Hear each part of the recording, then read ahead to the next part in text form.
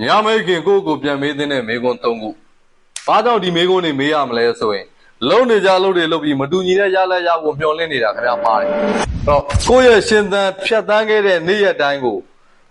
ဓမ္မဒိဋ္ဌာကြစစ်ဆေးနိုင်မှုဒီမေကွန်း၃ခုလိုအပ်တယ်ဒါမှနောက်ရက်တွေကိုအတိတတိနဲ့ရှင်သန်နိုင်မှာဖြစ်တယ်ပထမဆုံးမေးတဲ့မေကွန်းဒီငါရဲ့ဒီနေ့တနေ့တာမှာငါဘဝအတွက်အရေးပါဆုံးအလုပ်ဘယ်နှခုငါလုပ်ခဲ့ပြီးပြီလဲဆိုတဲ့မေကွန်းအဲ့ဒီမေကွန်းကိုမေးကြည့်ရင်မိတ်ဆွေအံ့ဩစရာတွေ့ရလိမ့်မယ်ကိုယ့်ဘဝအတွက်အရေးကြီးတာအားလုံးခင်ဗျမလုပ်မိတာများတယ်ရေလိုက်ငါးလိုက်တာဝန်နေနဲ့ပဲခင်ဗျအချိန်ကုန်သွားတာဖြစ်တယ်ဒုတိယမေကွန်းကကြတော့မလိုအပ်ဘဲနဲ့ငါ့ကိုဝင်ပြီးနေစေတဲ့အရာတွေကဘာတွေလဲအဓိကလွတ်ချဖို့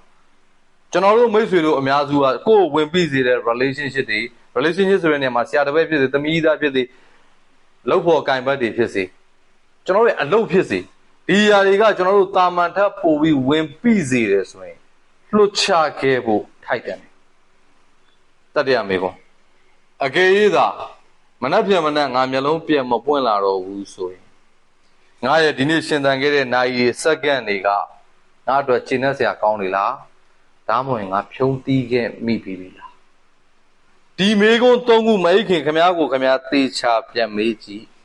နောက်နေ့မနှက်အိယာထားလာတဲ့အချိန်မှာခင်ဗျားလောကကြီးကိုမြင်တဲ့အမြင်စူးစမ်းခြင်းစိတ် energy ကလုံးဝပြောင်းလဲနေလိမ့်မယ်